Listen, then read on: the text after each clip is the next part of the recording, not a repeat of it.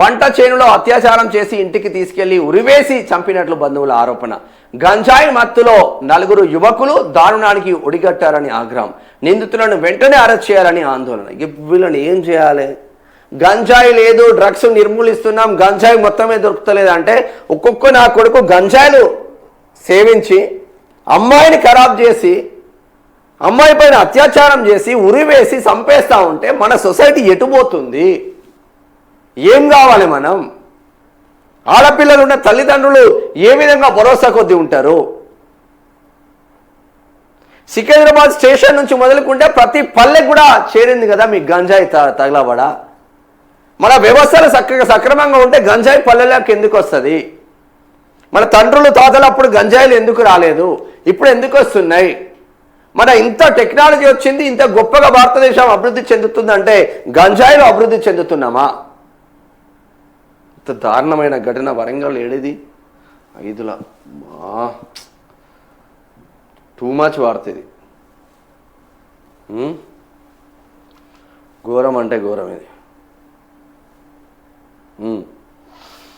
వరంగల్ జిల్లాలో యువతిపై gang rape హత్య. పంట చేనులో అత్యాచారం చేసి ఇంటికి తీసుకొచ్చి ఉరివేసి చంపినట్టు బంధువుల ఆరోపణలు. నిందితుడిని వెంటనే అరెస్ట్ చేయాలని ఆందోళన. వర్ధన్నపేట నియోజక రాయపర్తి ఓకే. వరంగల్ జిల్లాలోని యువతిపై గ్యాంగ్ రేప్ హత్య ఘటన తీవ్ర కలకలం రేపుతుంది. రాయపర్తి మండలంలోని ఓ గ్రామానికి చెందిన యువతి 21 ఇయర్స్ అంటేనే 4 యువకులు సామూహిక అత్యాచారానికి పాల్పడి హత్య చేసినట్లు బంధువులు ఆరోపిస్తున్నారు.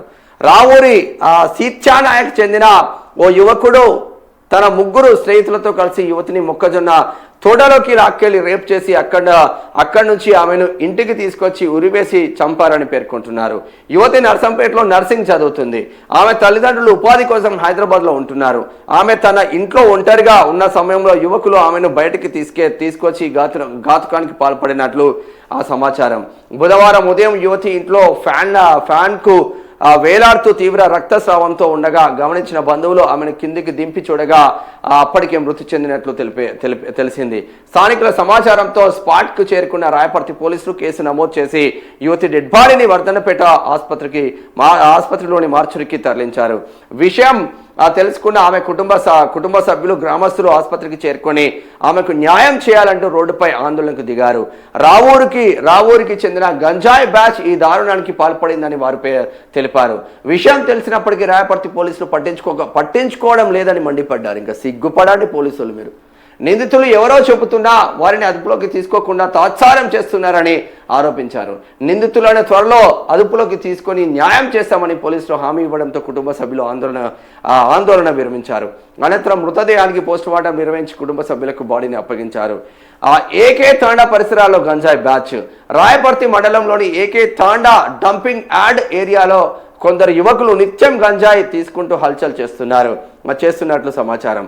అన్నారానికి చెందిన ఓ వ్యక్తి గంజాయి సప్లై చేస్తున్నట్లు తెలుస్తుంది. గంజాయి ఎక్కడి నుంచి వస్తుంది, ఎవరు తీసుకుంటున్నారు అనేది తెలిసినప్పటికీ పోలీసులు పట్టించుకోకపోవడం లేదని స్థానికులు ఆరోపిస్తున్నారు. మహిళలు బయటికి వెళ్ళాలంటేనే భయపడే పరిస్థితులు నెలకొందని ఇప్పుడు వాళ్ళే చెప్తున్నారు కదా. గంజాయి ఎవడమ్ముతున్నాడు, ఎవడెవడికి అమ్ముతున్నాడు, ఎవడెవడు అత్యాచారానికి పాడు చేసిండు అమ్మాయిని, వీళ్ళందరిపైన చర్యలు తీసుకోవాలని వాళ్ళే చెప్తున్నారు కదా. మరి గంజాయి బ్యాచ్ వాళ్ళతో ఏమన్నా పోలీసు వాళ్ళకు ములాఖాత్ ఏమైనా ఉందా బ్యాకెండ్లో? ఒక మండలాలకు తాండాలకు కూడా గంజాయి సరఫరా అయిపోతుంది. ఆ గంజాయి సేవించిన ఈ దరిద్రులందరూ వాడు ఏం చేస్తాడో వాడి లోకంలో వాడలేడు. నా పిల్లలు నాశనమైపోయినని తల్లిదండ్రులు బాధపడతా ఉంటాయి.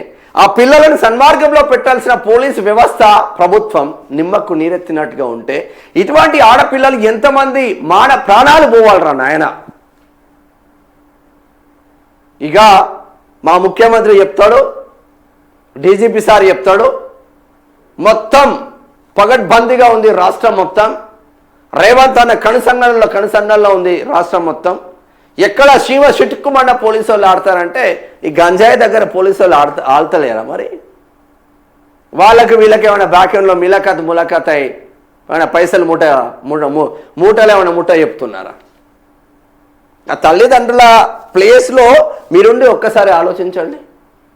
బతుకు తెరువు కోసం పొట్ట చేత పట్టుకొని ఆ గిరిజన బిడ్డలు హైదరాబాద్లో బతుకుతూ ఉంటే, నా బిడ్డ ఏదో ఒకటి కూలీనాలి చేస్తేనే నా బిడ్డ చదువుకుంటుందని అలా హైదరాబాద్లో బతుకుతూ ఉంటే, నర్సంపేటలో చదువుకుంటున్న ఆ బిడ్డ పొరపాటున ఇంటికి వస్తే ఈ గంజా బ్యాచ్ ఆ పిల్లపైన కన్నేసి బయటకు తీసుకుపోయి చేన్లలో, పత్తి చేన్లలో అమ్మాయిని ఖరాబ్ చేసి ఇంటికి పోయి ఉరివేసి చంపుతూ ఉంటే, పట్ట పగలై దారుణానికి ఒడిగడుతూ ఉంటే, నా రాష్ట్రంలో ఉన్న పోలీసు వాళ్ళు కావచ్చు, నా రాష్ట్రంలో ఉన్న రాజకీయ నాయకులు కావచ్చు, నా రాష్ట్ర ముఖ్యమంత్రి కావచ్చు, నా రాష్ట్ర డీజీపీ కావచ్చు, ఏడబడుకున్నారు అని అడుగుతున్నాం.